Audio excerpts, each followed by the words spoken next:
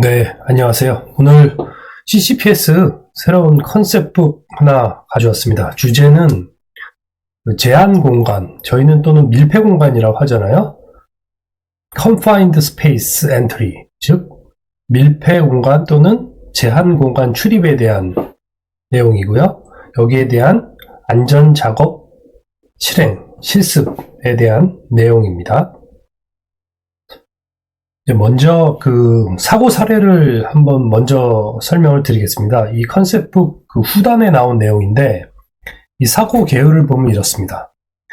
2015년 7월 15일에 미국 조지아주 샌더스빌에 위치한 틸레 카울린 컴퍼니 공장에서 밀폐 공간 작업 중에 산소 결핍으로 인한 사망 사고가 발생하였습니다. 여기서 보면 사고자는 철도 화물차, 여기 지금 사진에 보이는 내용이거든요. 철도 화물차 내부에 남아있던 카올린 슬러리를 세척하기 위해서 이 상부 매너를 통해 차량 내부로 진입했습니다. 피는 약 3m 정도 되었었고요. 이 사고 발생 상황은 이렇습니다. 이제 작업자는 밀폐 공간에 진입한 후 약 45분에서 60분 동안 혼자 작업하던 중에 화물차 바닥에서 의식을 잃은 상태로 발견되었어요. 혼자 진입했고요. 의식을 상실했습니다. 이 발견 당시 상태를 보면은요, 목격자에 따르면 작업자는 전면형 방독면과 휴대용 가스 측정기를 소지하고 있었지만 사고 당일 가스 측정기는 단 한 번도 작동되지 않은 것으로 나타났습니다. 이 산소 농도와 관련돼서는요, 구조가 된 후에 측정된 산소 농도는 약 16.7%로 작업 허용 기준인 18% 이하이기 때문에 상당히 위험한 상태였습니다. 직접적인 원인으로 이제 알려진 것은요, 산소 결핍 환경에서 작업자가 장기간 노출되면서 의식 상실 및 사망으로 이어진 것으로 되어 있습니다. 또 다른 원인으로는 이제 관리적인 원인을 들 수 있는데요. 조사 결과 사고의 핵심 원인은 휴먼 에러, 작업자의 실수가 아니라 관리 시스템의 부재로 확인이 되었습니다. 또한 밀폐 공간에 대한 안전교육이 미실시되었고 작업 전 대기 측정 실시되지 않았고요. 감시 인원이나 구조 인원이 미배치된 상태였습니다. 또한 이제 주요 위반 사항으로는요, 기본적으로 이제 안전 절차가 지켜지지 않았습니다. Safety Work Practice라고 해서 여기서는 이제 SWP라고 이렇게 약자로 계속 표현하고 있습니다. 밀폐 공간에 대한 작업 절차 없었고요. 단독 진입하는 것이 허용됐죠. 감시인이 있어야 되는데, 또한 구조 계획 및 라이프라인을 운영하지 않았습니다. 여기서 이제 알려주는 교훈은요, 밀폐 공간에서는 보호구보다 먼저 대기 측정과 작업 절차가 확보가 되어야 되겠죠. 측정 없는 진입은 사고가 이어질 수 있는 것이고요. 혼자 들어가게 되면 어떤 상황에서도 구조가 불가하겠죠. 자, 여기서 이제 핵심 안전 원칙 3가지를 좀 얘기를 하고 있습니다. 자, 규칙 1은 작업 전 산소가스 농도 반드시 측정해야 됩니다. 또한 두 번째, 감시인이 배치되고 단독 작업이 이루어지는 것은 금지되어야 합니다. 세 번째, 구조 계획 및 비상 대응 체계가 확보되어야 된다. 이런 핵심 안전 원칙들에 대한 교훈이 도출되었고요. 마무리로 보면 이 밀폐 공간의 사고는 예외 없이 발생하지만 절차, Safety Work Procedure, SWP 절차를 제대로만 지키면 충분히 예방할 수 있다. 이제 이런 교훈으로 귀결되는 사고였습니다. 자, 그래서 이제 책 내용을 잠깐 보여드리겠습니다. 이 부분이 이제 제한 공간 출입에 대한 CCPS 책 표지이고요. 이 앞쪽에서는 안전 작업 절차에 필요한 어떤 활동들에 대한 예시를 들고 있습니다. 사일로에서는, 스토리지 탱크에서는, 공정 프로세스 베셀에서는, 또는 어떤 뭐 드라이어 같은 어떤 건조기나 이런 공장들에서는 또는 터널에서는 언더그라운드 피트라든지 이런 데서는 어떠한 활동들이 반드시 필요한지 이런 예시들을 이제 들고 있고요. 그리고 그런 예시들에 대해서는 그 하도 안전 작업 허가 절차에 대해서 어떤 활동이 필요한지 또는 굴착 작업인 경우에서는 어떠한 안전 작업 절차가 필요한지 이런 것에 대한 내용들을 담고 있습니다. 그리고 이제 필요 사항으로는요, 이제 액션이 필요한 사항들을 이런 식으로 이제 예를 들고 있는데, 이제 재 빈도를 본다면 2011년부터 2020년까지 계속 중대 재해로 인한 이제 사망자 수는 계속 이제 늘어왔습니다. 빈도가 제한 공간 작업에 대한 안전 작업 절차 위반으로 인해서 발생된 것이고요. 그런 내용들, 어떤 식으로 사고가 발생했는지에 대한 내용들이고요. 그리고 잠재적인 이 위험한 사고 결과들은 주로 형태로 본다면 개인적인 상해, 인적인 상해 또는 이제 화재나 폭발로 인한 물적인 손상을 입은 경우 또는 대기에 이제 어떤 화학물질이 누출돼서 인근에 이제 피해를 준 이제 환경적인 문제들도 이제 결과로 언급이 되어 있습니다. 그래서 이제 실행 전략이라든지 효과적으로 어떻게 이런 유해 위험 요인, 해저드죠. 이것을 관리하고 저감할 수 있는지를 이제 절차별로 나열하고 있는데요. 주로 뭐 제한 공간 안에 있는 유해 위험 요인을 확인하고 그리고 사고 사례에도 말씀드렸듯이 작업 들어가기 전후에 대기 조건이라든지 이런 것들을 반드시 테스트해야 되겠죠. 그리고 이 안에 제한 공간 안에 있는 동안에서는 산소 농도라든지 이런 것들을 일정 수준 이상으로 항상 유지해야 된다. 이제 그런 부분을 이제 전략으로 들고 있습니다. 그리고 이제 구조 장비도 당연히 필요하겠죠. 그리고 구조를 위해서는 혼자 들어가서는 안 되겠죠. 감시인이라든지 보조자가 있어야 되고 또 숙달된 외부의 이제 구조팀이라든지 이런 작업이 실시되거나 이루어지고 있다는 것을 알려야 됩니다. 그리고 작업 절차와 에너지 아이솔레이션 같은 거, 뭐 전기라든지 에너지 같은 것이 통전되지 않도록 라인을 이제 차단하는 것들 중요하겠죠.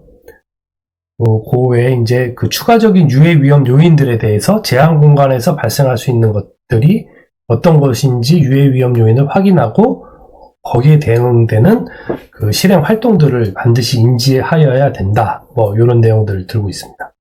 또 들어가는 작업자뿐만 아니고 감시인에 대해서도 적절한 교육이 실시되어야 된다. 이런 내용들을 담고 있습니다.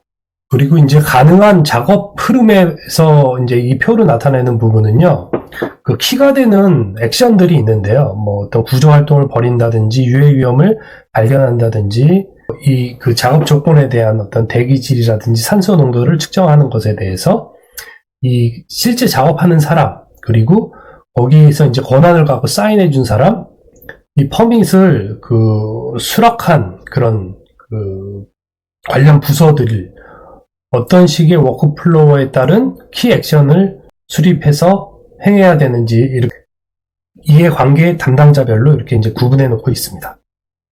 네, 그래서 그런 내용을 워크플로어별로 퍼슨 인차지, 에리어, 구역의 권한 가진 자, 담당자, 그 다음에 퍼밋을 승인하는 자, 뭐 안전환경팀이든 아니면 공무부서든 그리고 실제 들어가서 퍼밋을 수립하는 협력업체라든지 운전자, 기타 작업자 이런 자가 수행해야 될 워크플로어에 대한 것들도 이제 정리를 해놓은 내용입니다.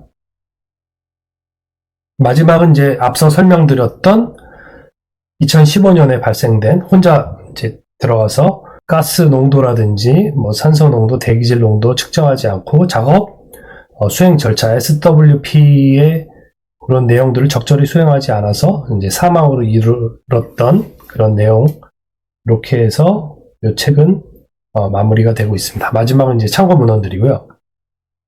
자, 그래서 다시 한번 이제 요약을 한번 드리겠습니다. 밀폐 공간이 왜 위험한가? 이제 크게 이제 세 가지를 들 수 있습니다. 밀폐공간 위험은 산소 결핍입니다. 첫 번째는 공기가 있어 보여도 산소가 부족할 수 있겠죠. 두 번째는 독성 가스 노출입니다. 예를 들어서 황화수소, H2S 같은 가스는 짧은 시간에 아주 치명적입니다. 또 다른 밀폐공간 위험은 화재 폭발인데요. 가연성 가스가 쌓이게 되면 작은 저마원에도 이제 폭발할 수 있게 되겠죠. 그래서 결론은 단순합니다. 측정이라든지 환기, 허가, 감시, 구조, 준비 이런 사항들이 없다면 들어가서는 안 된다는 것입니다. 그래서 이 절대적으로 필요한 제한 공간의 법칙은 이제 5개 정도로 요약을 해놓고 있는데요. 밀폐 공간 안전 절대 법칙 5개. 첫 번째, 출입은 허가제로 통제를 하여야 합니다. 허가제로 통제한다는 것은 PTW, Permit to Work죠. 작업 허가제. 없이는 출입을 금지하는 것입니다. 두 번째는 대기나 산소 농도는 측정 장치를 통해서 판단하여야 된다는 것입니다. 그러니까 단순히 사람이 인지해서 냄새가 없다, 이퀄 안전하다 이런 것이 아닙니다. 여러 위치에서 측정 장치를 통해서 측정을 해야 된다는 것입니다. 세 번째, 환기는 처음에는 충분히, 또한 작업 내내 지속적으로 작업 전 최적의 10배를 환기하고 작업 중에 공기 교환을 1시간당 20회 이상이 기준으로 제시되고 있습니다. 그리고 외부 감시인은 밖에 남아 있으면 됩니다. 이 감시인은 출입 인원 관리, 상황 감시, 대피 지시, 구조 호출이 주요 역할이라고 할 수 있습니다. 자, 5번째입니다. 밀폐 공간 안전의 절대 법칙 5번째는 구조 계획이 없으면 작업도 없다. 이렇게 생각하셔야 됩니다. 구조팀이 준비가 되어 있어야 하고 모두가 구조 계획을 이해해야 합니다.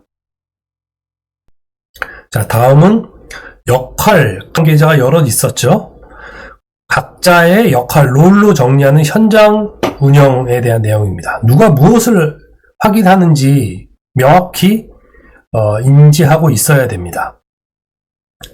밀폐 공간의 역할과 책임은 명확히 나뉘는데, 일단 그 Permit Authority라고 되어 있는 측은 허가를 발급하고 관리하는 역할입니다. 안전환경팀이든 HSE 팀이든 출입 전에